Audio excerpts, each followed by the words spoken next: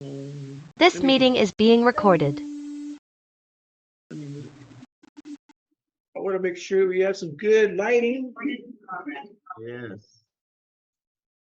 Why are you recording already, bro? We haven't even started. I haven't even set up. Yeah, my lighting is not the greatest over here. Where Yeah, move your table a little bit to get it away from that. Perfect, right there. You want the light coming to you. Right, I know, but I don't have. Okay, you know what? I think I've figured it out. Ah, there we go. Perfect. That's perfect. That's perfect.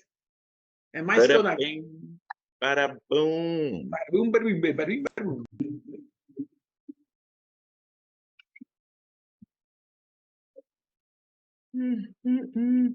Perfect. Oh, let me get my hair messed up here. No, it's good back there. That looks good. Yeah, it's good. Good. It's like a good backdrop. Anybody there? Anybody's gonna interrupt you? Not at all. I'm home alone. I've been home alone since like Wednesday, Thursday. Yes. Just remind we are being recording. No. But we can edit. We can do all that kind of stuff. Absolutely. Right? No, this has been it's been an awesome let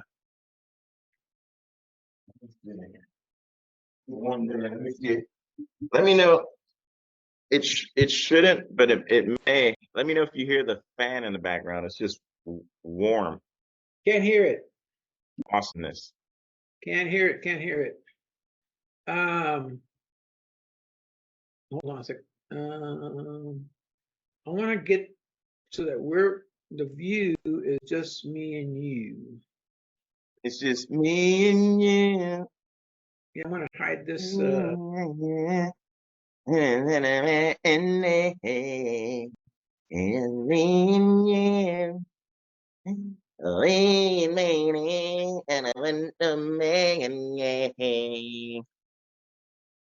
you come to my concert? No. I was an art. Fucking hate it. Okay. Should have known. We can start with this. So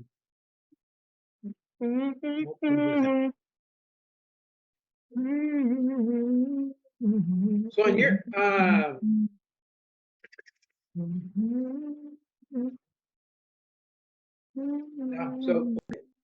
right.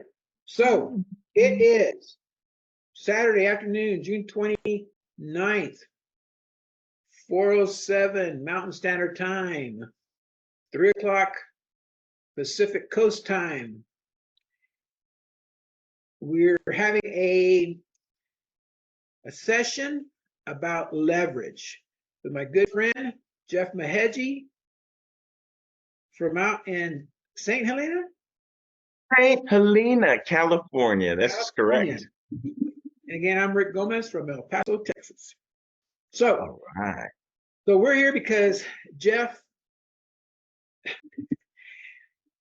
they hate listening to this, but you know, guys want to be me, you know. No, because when women want you and guys want to be you, yes, yes, yeah, yes. That. Yes. No, so the all kidding aside, we get together when we are in the mood for learning, problem solving, you know, how to get better, how to build our skills better. And so since I'm a little bit more gray haired than Jeff, no hair, and you know, and I know that he reads books too, and I got my books, and so you know, all we are is learning machines. But it's when you can take all that stuff that you have in your brain and make decisions, good decisions, is where you learn and you become wise, you know. And so reading doesn't get you nowhere until you use it. And you have to exactly use it, compile it, right? Organize the knowledge. Let's start with this. So you called, you were on you said you were talking to your mom. Tell me why you're here. Tell move over here. Dude, so I had a conversation starting from yesterday. I was thinking, man, I'm gonna get up in the morning and go to my coffee shop, sit at that table that I told you guys about, and just have a great conversation to start my weekend. I don't have to come back and actually do any 9 to 5 activity, right? I can really just relax and enjoy this conversation. I get there a little bit later than usual because I slept in a little bit. Just, it's the weekend. I got up, I made breakfast, I had bacon and eggs and a croissant, I chillaxed a little bit. But then I get there, and just like I was imagining I would have an awesome conversation with these guys that I normally have, coffee with in the morning, and always looking to uncover, right? New information that could be valuable so that way you can expand and share that information and help somebody else put value on their plate, right? But it's a mutual giving. So every time I go there, I'm excited because I'm ready to share something and receive something. So it's just exciting. So that's what happened. It was a great morning, and it was interesting because there's 3 of us there today at one time, and then one guy got up and left. He had to go somewhere, and another guy showed up. And before the second guy showed up, me and the other guy, his name is Steve. Me and Steve are having a conversation, and I start leaning into asking him about leverage. And Steve's, from what I knew, he's just a doctor. When I say just a doctor, he's not just a doctor, but he's a substance abuse treatment specialist, right? So that's his area of expertise in helping people. And he's a good dude. So that's what I thought he did.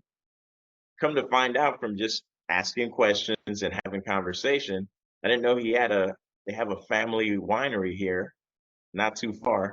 That's been in the family, like his grandfather got it. So they've had this piece of property and been growing grapes on it for like 82 years.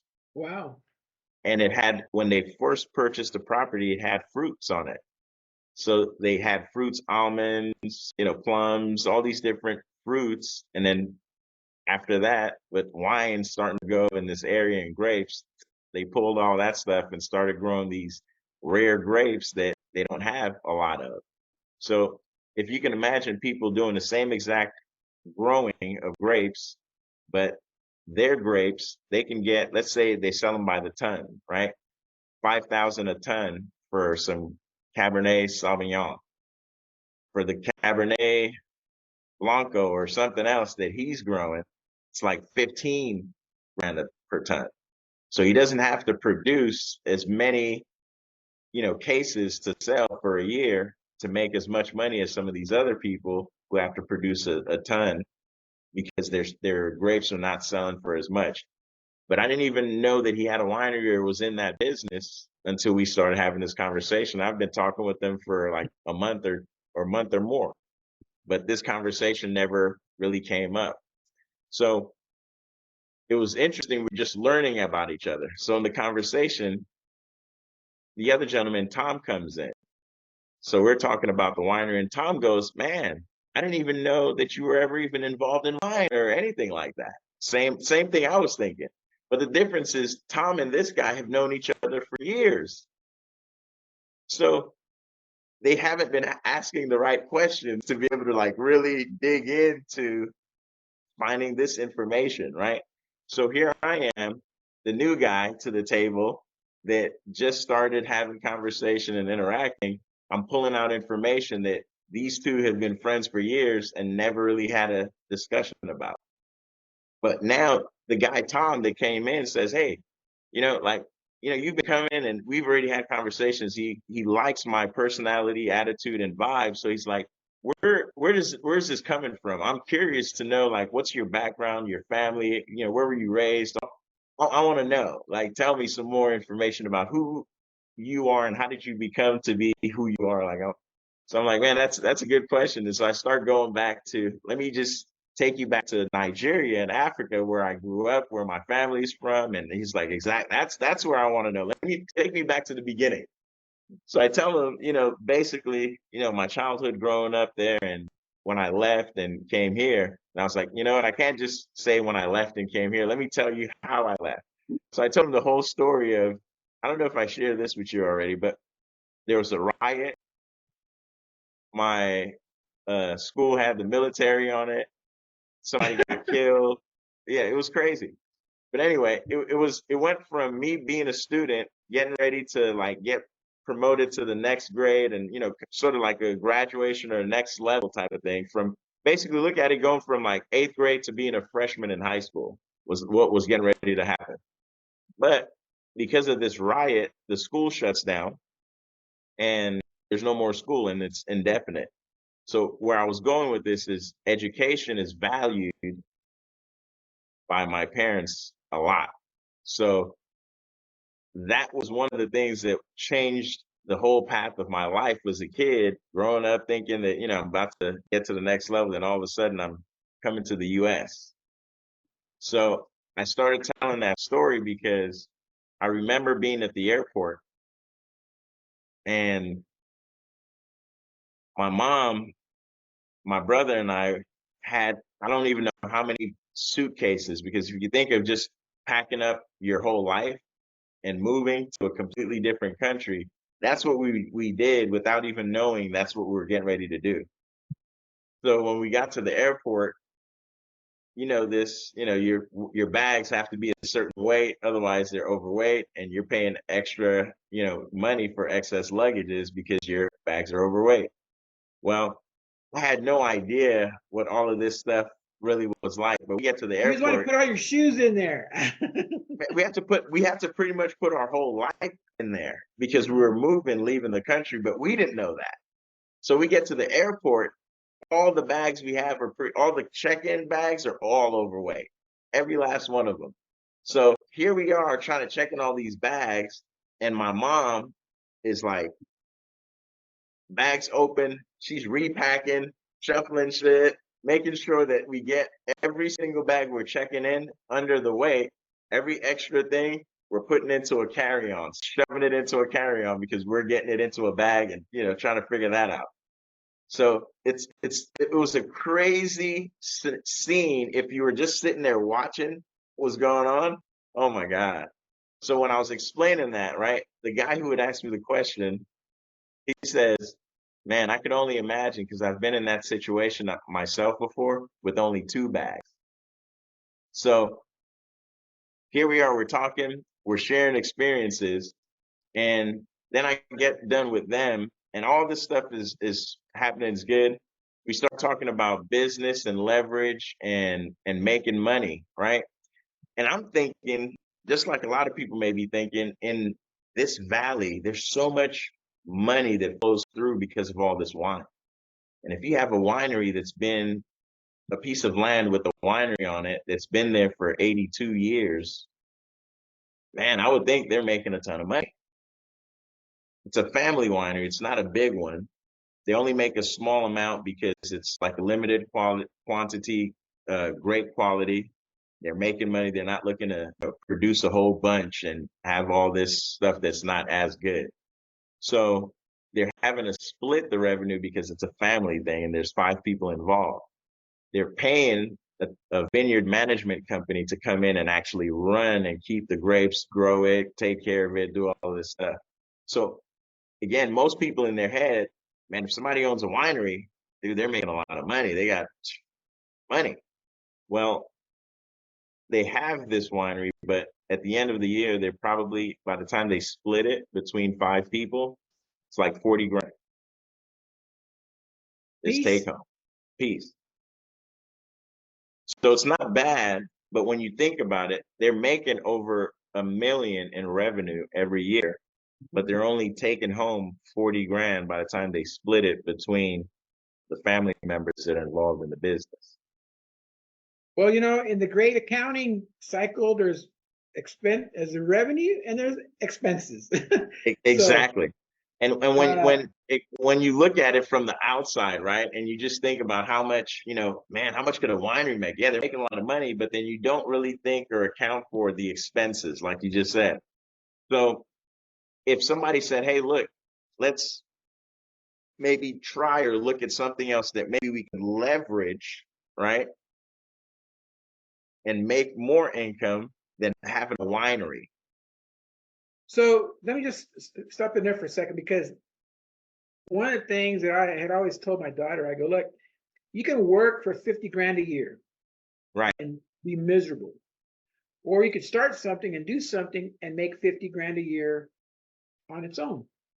So would you rather work and make 50 grand, or start something and have it pay you 50 grand? Exactly. Okay. And of course, everybody wants the 50 grand. So in a nutshell, that guy has a $40,000 blessing. I mean, so he doesn't got to do jack. So he can come to your coffee shop and he can hang out, and he's got 40 grand to do whatever he wants. He can invest it, spend it, do things with it, pay bills with it, whatever. His lifestyle is covered, basically. He can pay his rent. He'll never be without a home. Mhm. It'll pay his vehicles. And so I took down some notes. Did you finish your story? Because I wanted to go over my notes That here. was the first piece of it, because the coffee shop was the first piece that started the morning, right? And then I took all this information and conversation, and there was a lot more conversation that happened in that coffee shop that was getting my mind and excitement level up, because being that he owns this winery, No, and he owns this 1/5 of it. exactly right. They have this family winery, right? And I'm just thinking to myself, with all of these expenses that are coming out of the business, wouldn't it be nice if there was a way to keep those expenses down, right? With maybe some of the services that they're using and paying for. So that conversation came up, and he was receptive to it. And it's funny because sometimes, again, like they say, it depends on how you present and the words or the conversation that you're having and who you're talking to. You have to know your audience, right? Right? He's somebody that has dabbled with network marketing, right? Right? And he told me this after we had the conversation of how potentially these expenses that he has could be a source of income for him. And he's like, wow, almost like his mind changed, because information again that you don't know, you're operating and making decisions and having a perspective based on something that you do know. But when you're introduced to a new thing that you didn't know, but because you were open to getting it, now you're like, okay, maybe this could be something where, and because I know all these other people that are in this industry, if it works for me, I see how my relationships with people, I could bless them. And it's a blessing because that's what this thing is, because I understand it, versus somebody who's never really been exposed, right? Which is what we're talking about, leverage. Anybody who's successful and understands any type of business that you're building, you're not going to build it to the level of massive or, huge by yourself. You're going to need other people. Even if it's a one man show, you need customers, which involve other people. So you're always going to need people. It's like understanding leverage is being used in your business. Is it through people? Is it money? Is it whatever? But you're either being leveraged as an employee if you're not understanding that, or you're applying some form of leverage in your business or in a business that you're looking to build, right?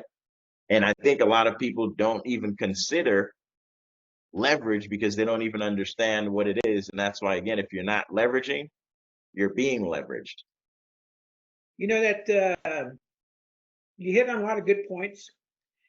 The the first thing is that you want to look for something that can improve your life and improve your family's life. And one of the things that I've heard and I've always said is that, if you want to make money and keep making money, you got to either help people save money or help people make money. And that doesn't, on the outside, it can be that, or in a corporate environment, if you have a job, your boss just wants you to make money for the company or save them money.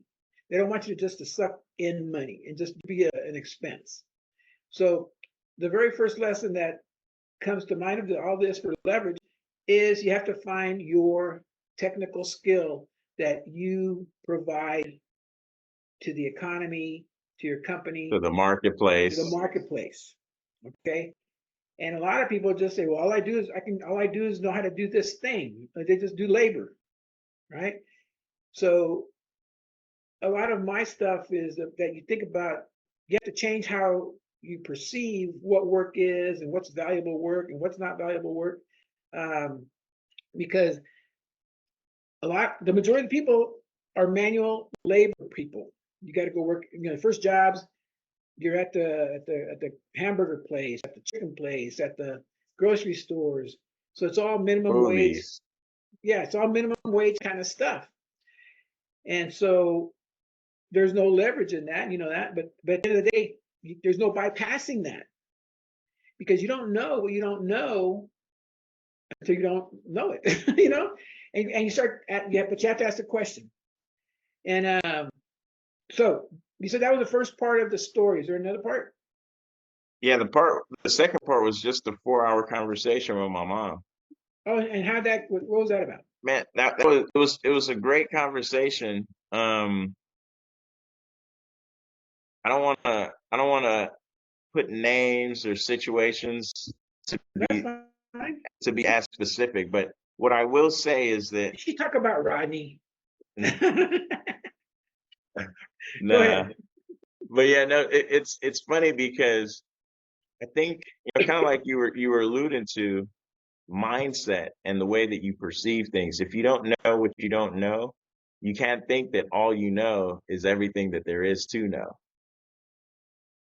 And a lot of times there's people that are walking around and aren't thinking or stopping to ask themselves, like, okay, what is it that I know?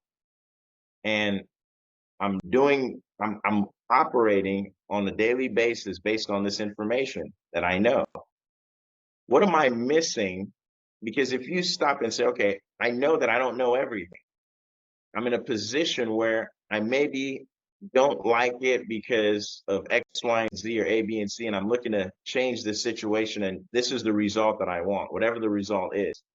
But I'm in this situation, I don't like it. This is the result that I want. How do I get there? Right? The simplest thing to do is what? See who's done it, right? See how they did it. Because the information's out there.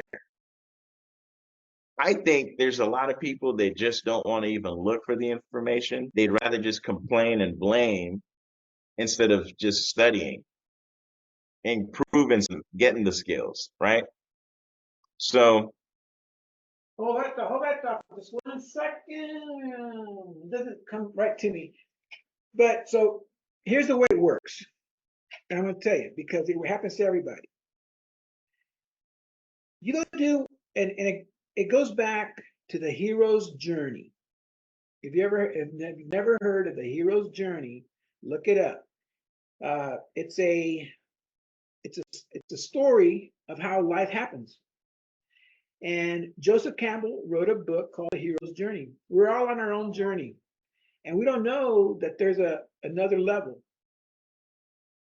because we don't know yet. And Jim Rohn, one of our favorite motivators or knowledge people. He says, people don't know that they can change, that they don't have to stay the way they are. And so what happens is when the first time that you have a thought in your head that says, man, I want to do something different. Forget about going straight to the top. So we're going to start with baby steps. And I always like to use the analogy that when my daughter was born, we would carry her. Carry. So we're always carrying. And then we get tired of carrying them, so we put them on the ground. And they were like, well, how can they put me on the ground? But we're walking around her, and they say, I want to do that. And they start fidgeting. Next thing you know, they're rolling over. They're catwalking. They're losing balance. But because they had a vision of something that they saw that they wanted, and this is the same principle for everything. I mean, you could, if you're for a job, for a career, for a spouse, whatever, it works the same way. if you see something that you want, that's a lot of times that's the only reason you're going to find out that you want that, because I got like that car. I want a car like that. Oh, I like that clothes. So I want to speak like that. You have to see it, and your brain has to say, I like that. I want that. But if you don't have any desires, no wants, then you're not going to figure out a way to get that thing, whatever it is. And so when going back to the hero's journey, is that we all have the dream. I want that. I want a business, a winery. We'll just use a winery.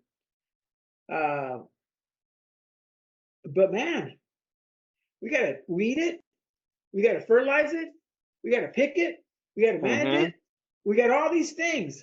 So then all of a sudden, all these problems come with that. Oh, I got a winery. I got a bunch of grapes. I got a bunch of this. So then there's a problem. There's always going to be a problem. But then you're going to find out that you're going to talk to people that are problem solvers. Oh, this guy says that he can manage my whole crop or my whole, I don't know what they call them. Right, my whole vineyard. The whole field, the whole operation, the whole vineyard. And we X%. And all I have to do is just, I provide them the land. This is our land. And so, again, people, the first thing that they'll do is they'll go work the land. I'm going to go work the land. That's not leverage. Because they're going to say, my dad left me all this land, and I got my 5 brothers and sisters. Let's go work it. And you start trying to work it because that's what you think you're supposed to do. The leverage part is not everybody's built to farm and be out there and doing all that kind of work. And then just because you have grapes that come out on a vine, that doesn't turn into income or revenue. You still got to get it, put it in, ferment it, put it in bottles, market it, sell it, and ship it, right? All those things are specialties. And unless you have those specialties, you got to go look for someone who has those specialties. And so on the hero's journey, one day your dad is the owner of the vineyard. The next day he passes away and he gives the vineyard to the kids. Now the kids have to start on their own journey. What are we going to do with this thing? And they start figuring out. One guy says, well, let's sell it. Let's just get rid of it. Let's just do something else with it. And then 2 of them said, no, let's work it. And then, everybody has their ideas. I'm not going to get in it. Just send me a check for, whatever you think is the monthly, revenue share. But there's all these things. And so this is what's called life, just so you'll know. Because nobody ever knows what's going to be in front of them today. And they talk about the cycles, the calendar, the sun, the wind, the seasons, everything happens. So it's always going to be the same. But it's going to be a different version of it every year. And so the hero's journey says that the very first year, it's going to be miserable for them. Because they have to know how to deal with suppliers, employees, farm, other, the weather, everything. Because they don't have any experience in that, that's where they get their first experience. And in that first year, they're going to learn all these things. And that makes them a better vineyarder. What the term is for a vineyard guy. And so with that experience, they come out of it a little bit higher than what they were when they first started. And then here we go again. Start another cycle, learn new things, learn new equipment, learn new softwares or whatever for the business. And that gets them to year 3. So they've gone through all these things, and every year is a cycle of growth because you're developing yourself, your knowledge, your skills, the challenges that come that year that you don't know are coming. And so one of the words that I know that I liked was, these people are resilient, because resilient means if something happens, you don't stop. You figure out how to fix it. I use the phrase, no shame, no blame. Let's just get it done, wherever it is, because a person will feel Accountability. shame. Accountability. This, yeah. Yeah, Don't and don't they be don't know don't. that.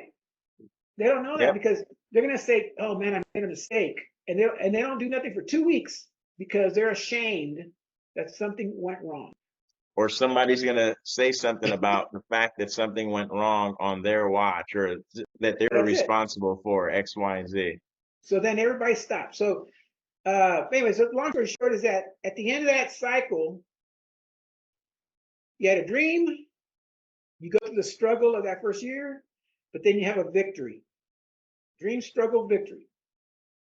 And it's always the same thing because when you're going into a new adventure, a Anything new season, and new anything.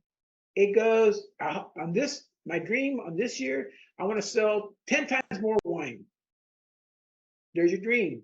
Then you go through the struggle because you got all of a sudden now there's bugs in the air and there's all kinds of diseases. The weather wasn't right. There's The not weather enough wasn't sunshine. right. There's not enough rain. Too much sunshine. Yeah. And Not so enough cold weather to get the sugars right. You know, geez. but you get it. But the whole point is that we end up in December, and it's a whole nother season. And so that's why it's important for people to become aware of the seasons because you get to do it all over again. Absolutely. And learn. The most important thing that I feel like a lot of people either take for granted while the seasons and the experiences and the time is going are the lessons to be learned along the way on the journey. So when the That's season right. comes around, again, a lot of people, I feel like, never learned the lessons from the first season. So they keep doing the same thing and they're cursing the seed, cursing the soil, blaming the weather, blaming the president, blaming all the external factors that have nothing to do with the fact that they didn't realize that if you keep throwing on the thorny ground and on the stony, it's not going to work. The only place that it works is on this little patch here. So maybe let's just throw in this patch, skip all these other ones, and go find some other patches that look like this patch, right? But that's what you said, the next year, right? When the crops come, when the grapes don't show up on certain places, you investigate what happened. How can we make it better so that we could see more yield next harvest? And then you implement the plan or strategy for that new challenge, that new problem. But if you're still busy saying, man, it was the seed, it was the damn birds that came and messed up the Yeah, you're vines. being a blamer. You're putting everything starts in here first. If you envision your vineyard and you see acres and acres and acres of grapes and you see nice rows. I drive out here in West Texas and they have pecan trees. And the pecan trees, after they shake them and they die for the winter, they're just sticks. They look like sticks. But then when the season changes and they start getting their buds back and they start getting full again, I go, there's another crop getting ready to be harvested, right? And so the idea is that when we come into this world, nobody tells us about, again, like they say, we don't come with a user's manual. We just start taking in stuff from everybody, from my mom, dad, uncle, grandparents, just everybody. What you should Brother, do, what you sister, should mother, wear. cousin. Yeah, what you Yep. should wear, what you should do. And until you, the person, decides that you are the only one responsible for your situation, not anybody else, then nothing's going to change because you're always looking out there for the answers. You're absolutely right. And that's one of the things that's funny that you said that because I wrote this down a day or two ago. You're responsible for everything. And I wrote it down after I watched something where it was funny. I think it was Alex Hermosi. Mm-hmm. There was a thing that he did, and he said, "It's funny how when things are going great, everybody's like, oh no, it was my plan, it was the strategy, it was the this, it was the that, it was the thing that I did that made it go well, right? But when it doesn't go so well, everybody doesn't look at themselves and say it was the thing that I did that didn't make it go well. It's always outside pointing, blaming, something external that must have been broken. And it's okay if that's your maybe your initial reaction or whatever, but when you can never accept the responsibility, like you just said, that maybe I need to look at me and fix something within me, and it's maybe not anything outside, and it's usually something up here that I'm not operating with the right software, if you will. I need to update my programming. I'm operating on like old programming from, like you said, all these other influences that I don't even know how this programming developed. It's like your phone.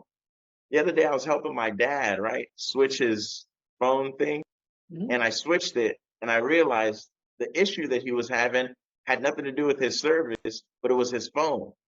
His phone was just so old, and it needed updating. He just needed a new phone. That's it.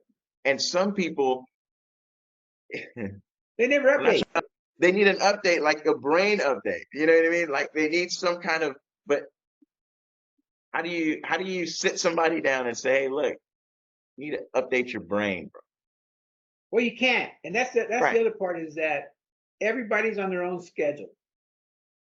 You know, my brother and I were born 1 year apart, and we've traveled two different lives, and now we're both in our 60s, and I feel hopeful for the future because of the skills that I've learned, because of the books I read, the things that I see coming.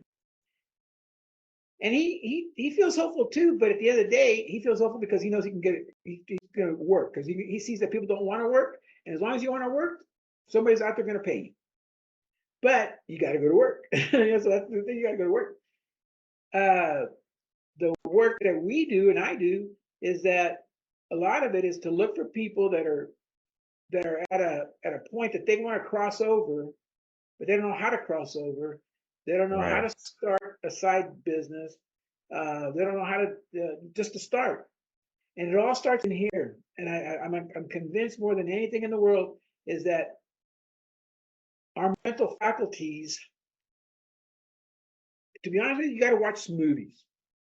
Movies, if you can see a movie and you're imagining things in that movie, then you can imagine yourself into your future.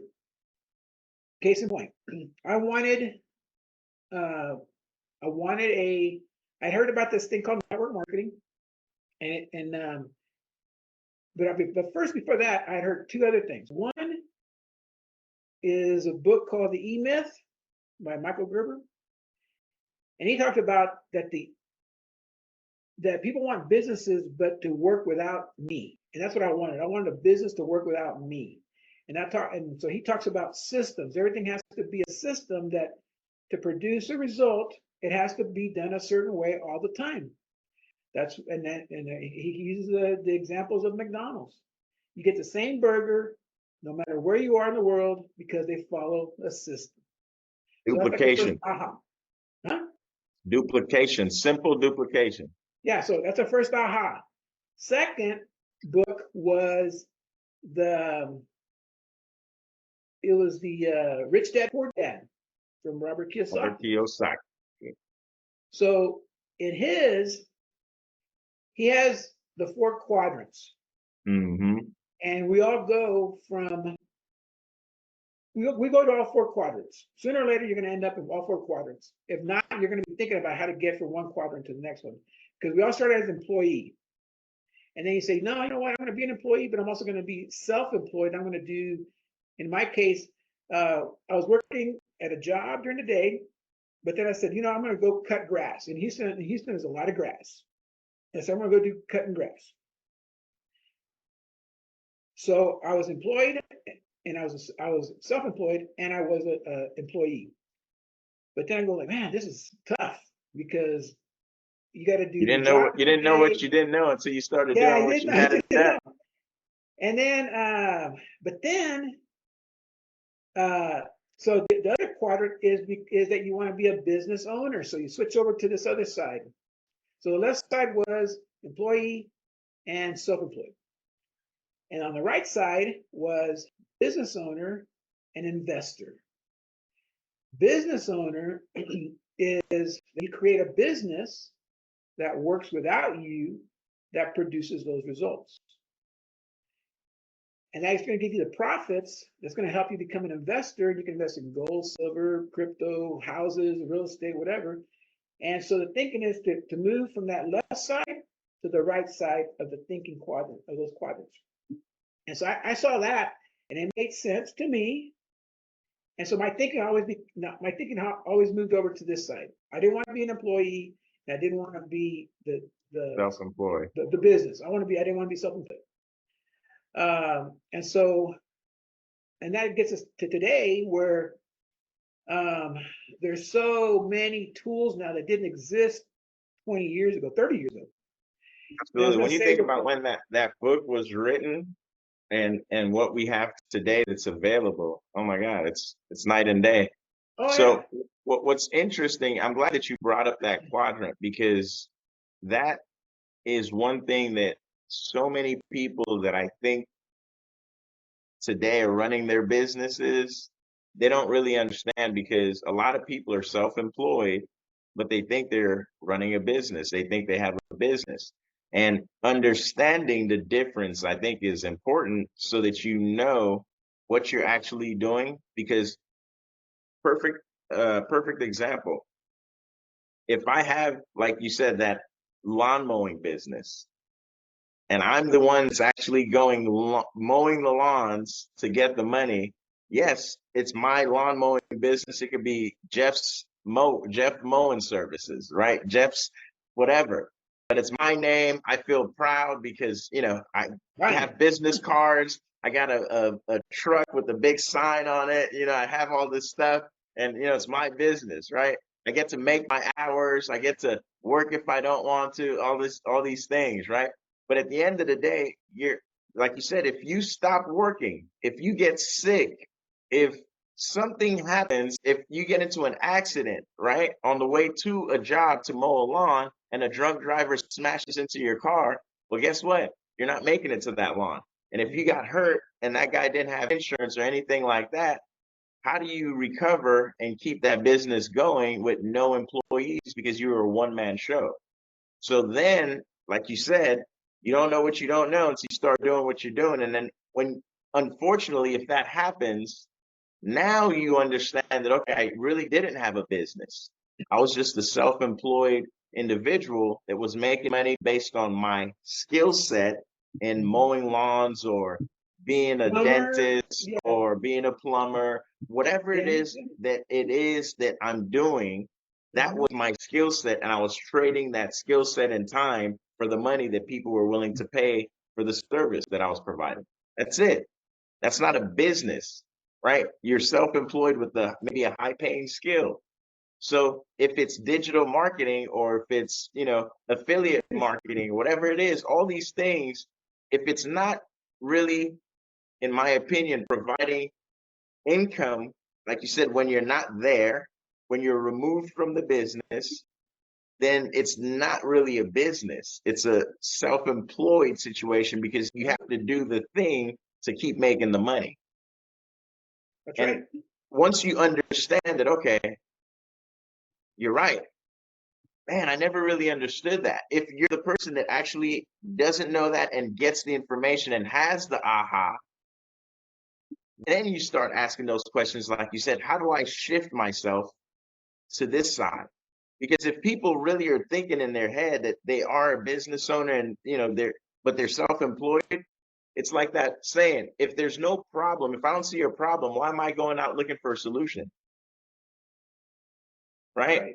And so many people don't look for conversations or information that can get them better, because I think a lot of people today feel like, either I know it all, so I don't need to go out looking for people or information, or there's so much information and everybody's out to kind of get you, so let me not ask for the information, because they might throw me something that, might be a trap, or, whatever. So it's impossible to grow when you don't trust anybody to grow with and share and partake in that. It is. And I wanted to, because you make some good points. The other part is you end up having multiple businesses. So you can do, once you cross over to the right side and you're a business owner, then you can have multiple businesses over there. And so it's just not one thing. You can have multiple things. But one of the things that we talked about early on in the call was about leveraging. And as I was listening to your story, and moms are important, and I just they put the emphasis on where we're supposed to be, and the leverage notes when you were talking, I said, look, you can use education as leverage. Education, you have to learn something either by yourself, through school, through something, but you have to go get educated to see what's available, what's possible. It's funny that you say that too. I don't want to throw you off. Keep that train of thought. But you're right. The information that is leverage, right? But I think sometimes some people, I guess this might be intention, right? What's your intention, right? Because some people, they have that information, but their intentions themselves might not be pure. So they think, if I share this information, maybe somebody's going to run off with it and do something. And then, I would have lost my leverage because I shared it with this person. And now, I've lost it because they've stolen my idea or whatever the case may be. So let me debunk all that real quick, just so you know. Let's go. All that information is out there for everybody. It's already there. Nothing new under the sun is what you're saying? There's nothing new under the sun. What there is unique people like you, me, that see something that other people can't see, and we put it together into an idea to grow a business or grow a income venture or whatever. And I can never, and like I always say, there's never going to be another Gomez. I'm it. There's never going to be another Jeff Meheji. You're it. Nobody can tell the story about the wax like you can. That'll never happen. There'll never be a guy named Jeff who sells a can of wax and sells $1 million worth of wax. It just doesn't happen. So the uniqueness is our story. And that goes back to the second leverage that I wrote down as you were talking. We have education and we have stories. Everybody got a story about somebody that did something great, big, little, Yep. that moved them past a problem, an obstacle. Another leverage is you ask questions. You just didn't sit there and take it in, take it in, take it in, take it in, take it in, take it in. You ask questions. Asking questions is important. Mm-hmm. Another leverage that came to mind is when your parents or your mom or y'all moved from Nigeria. Change your environment. You gotta, if you want to change, you gotta change. Now, we're mentioning the word change. I like to tell people, based on my experiences, life is a from to. We're always going from a from to a to. From our current state of living or what we're doing to a future state of what we're doing. But more important than that is our current state of thinking and our future state of thinking. Because your current state of thinking could be stinking thinking, like they say. And your future state could be life. The world's my oyster. I can have everything I want. I just got to tell it what I want. I just got to decide what I want. Right. And so that's on asking questions. Change your environment. Then another piece of leverage was that I heard in your story was repacking. Sometimes you got to repack your shit. You got to take some stuff out, put some stuff back in, back and forth. And then the last piece that I wrote here was leverage through being resilient. Is that you don't stop. Your mom didn't stop. Oh, we can't go now. We got too much stuff. We got to stay. No, she moves stuff around and goes, you're not using that pocket? Put this in that pocket. Right. Absolutely. And it's so crazy, man. I think about that, and it's like yesterday. I could see us now trying to figure out, which reorganize. It was a intense experience to say the least, man. But Well, and so that's the other part, you know. And again, sooner or later you'll have these ahas, and this is an aha that I'll share with you: is that when you understand that the world is a world of firsts, FIRSTS, firsts. The first time you leave your country, that's a first. But now you've done it. The first time you leave the first time you get married, the first time you get divorced, the first time you get a lawsuit, the first time have a kid cry on you, your kid gets sick. There's a first of everything. So all these experiences make up your life. And until you have gone through a first flat tire, first blown engine, first all these things that go through your head, now you know why I pick on you guys a lot, is because I've had a lot of firsts. And you guys are still repeating. You have to leave your comfort zone to get some new firsts in your life. no, And that's absolutely true. And you were saying something that I don't want to lose. I wanted to no, add to. As you talked about going from and to, that's always the journey. That is the journey. I'm here at the present, and in 2 seconds I might be at Safeway, grabbing some chicken, and then I'm back over here. But there's always a from and a to, right? So sometimes the thinking, like you said, that you have when you're at the current present place can only get you to the next spot. And when you get there, you have to change who you are in order to get to the next spot, the next two in the journey in life. And some people are so excited to hold on to that person, that thinking, that way that got them to the first two, that I think it hinders the progress. Because like you said, you've had a lot of firsts. Some people keep repeating the same first over and over and over again. That's right. So it's like, thinking that it's a new first, but it's not a new first. It's not a new first, right? But they just never realized that, hey, I did this yesterday and I'm doing it again today. I know this isn't what I want, but for some reason I'm just doing the same thing over again. Like I forgot the definition of insanity or something. But yeah, it's crazy. So those are the notes that I took. Let me see what else I got in here. So the other thing I was going to tell you about Rich Dad Poor Dad book. Mhm. The main thing that I got out of that is that, so your friend that has that vineyard, that's an asset. It generates Mhm. income. Okay, it generates income whether he works or doesn't work. It generates income, and the income, the 40 grand a year, is enough to cover probably all his stuff, all his living expenses. And that means he's financially free. He can go do whatever he wants. If he wants to be a painter, he can go be a painter. If he wants to be a book writer, he can be a book writer. If he wants to do other things, he can do it because he knows that his expenses are paid.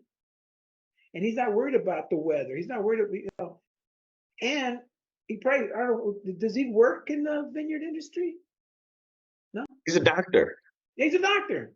Yeah, so to him it's an investment. It's coming in. And so that was the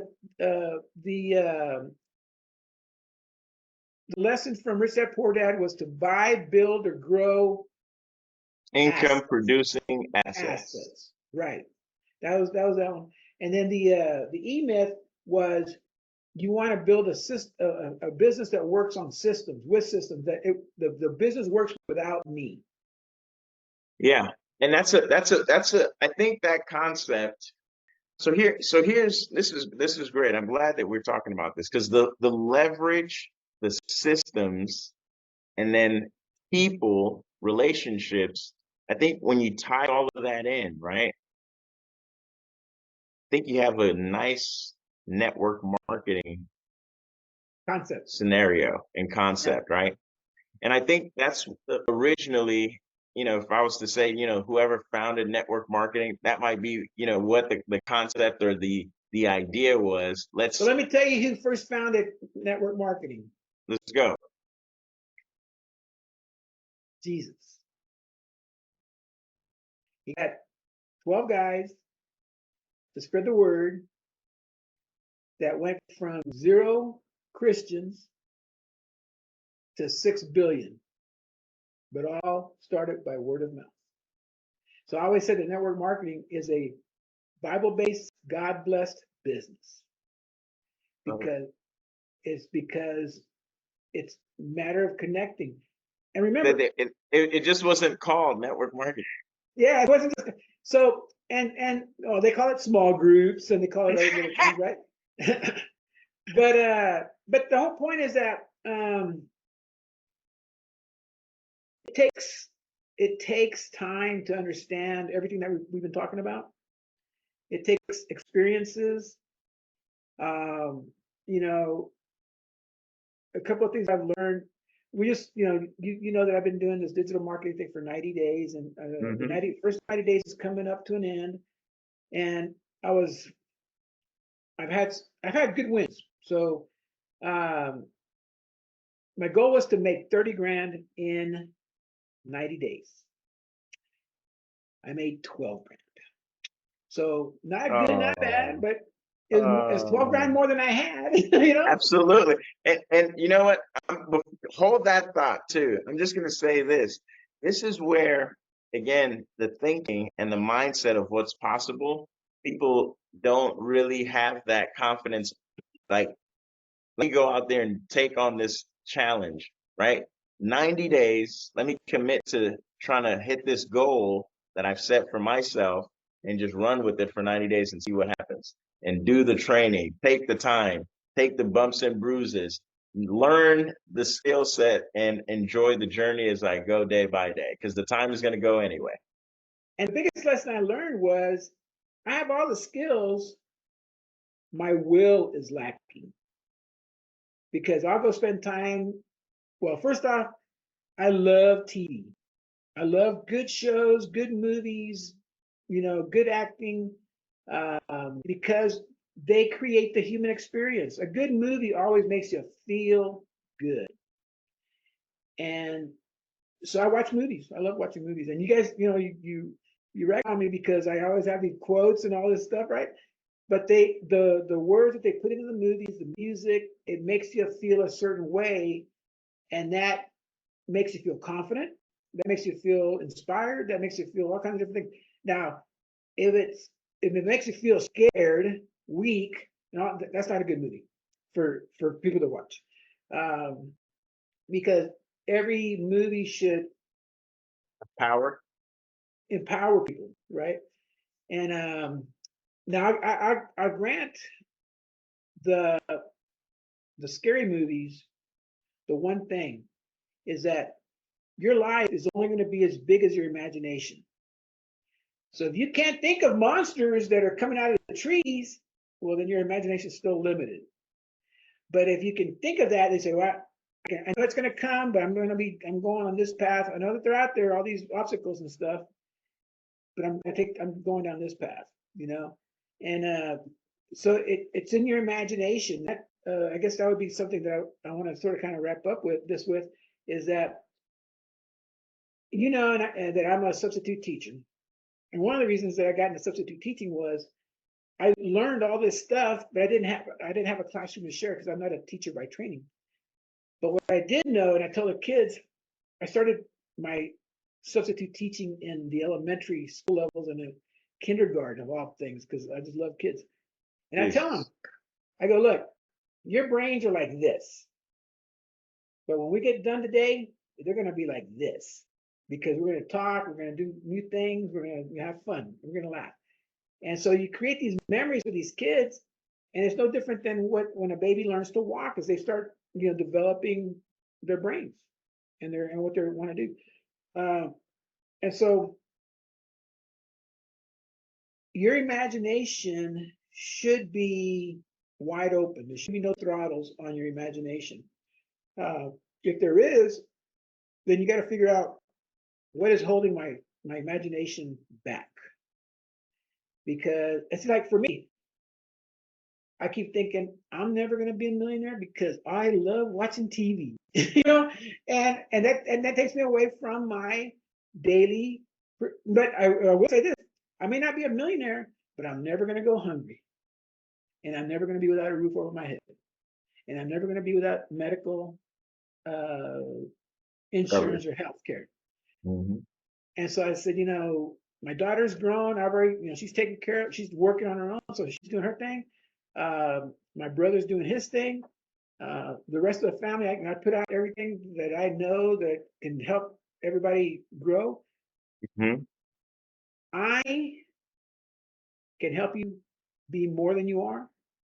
I just can't make you something you're not. Absolutely, man.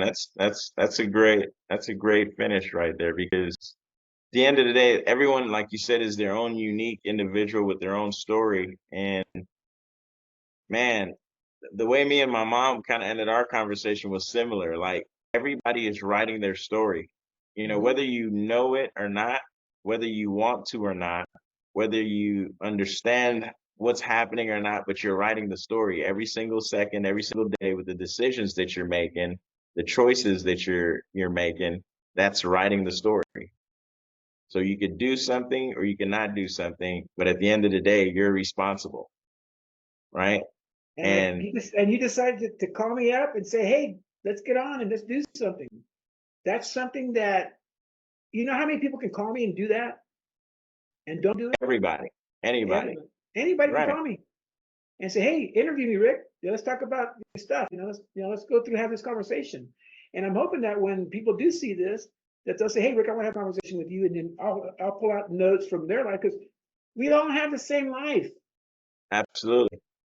and It's so just it's just different. We're looking at it from different perspectives based that's on it. what we information that we have, the experiences that we've had. And like you said, if you haven't had too many first, then you're limited on your perspective on what's going on.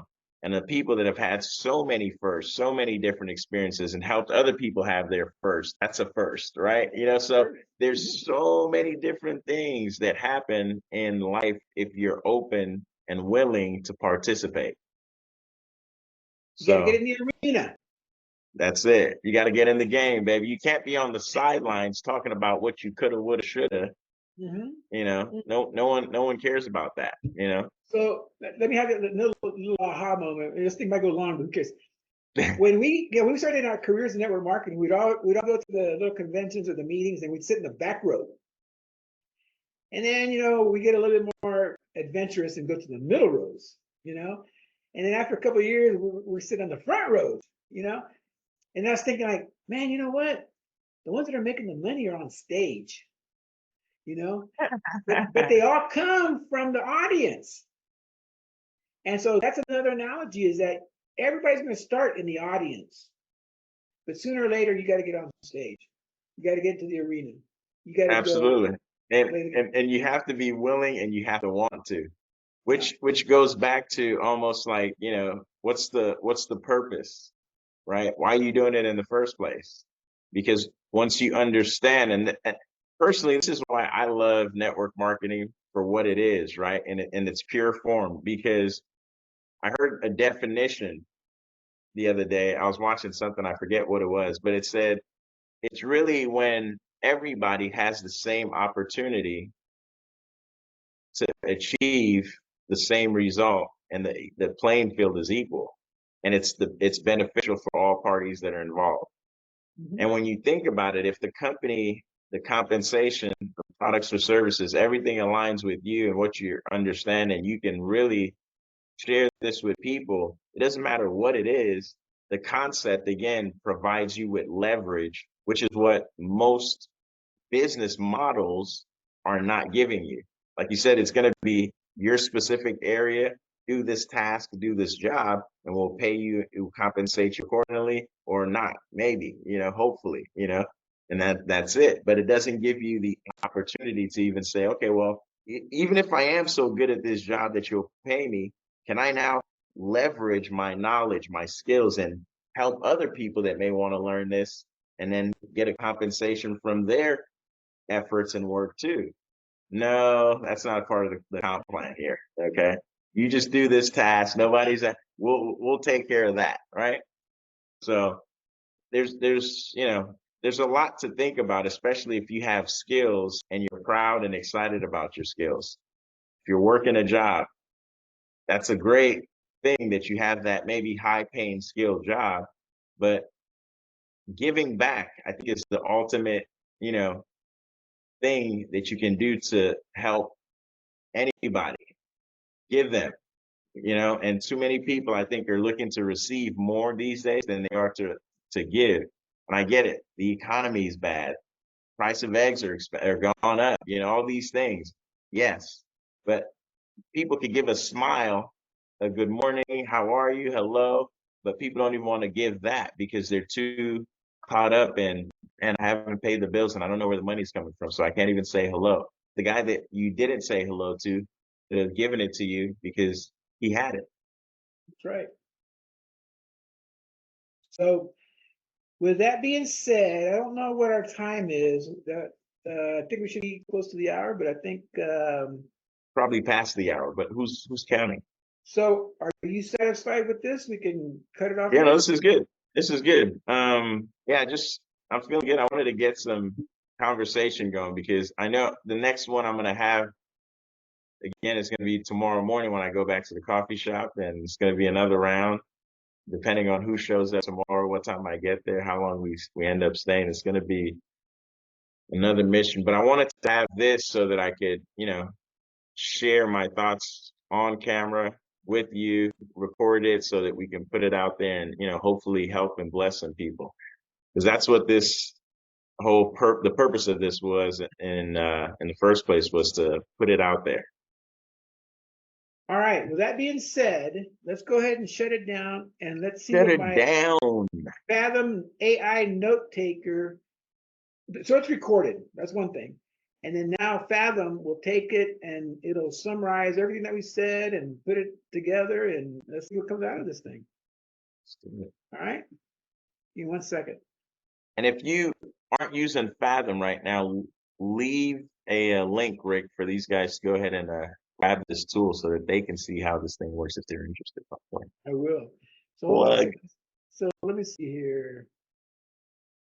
So it's still recording, but let's see here.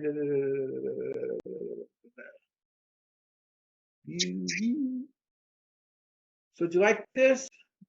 Yeah, this is good, man. We got to do more of this, and Where's the stuff on this do. thing? I feel like sometimes I need to just do a brain dump. Oh, tell me about it. Brain So I'm dump. gonna start the meeting that way.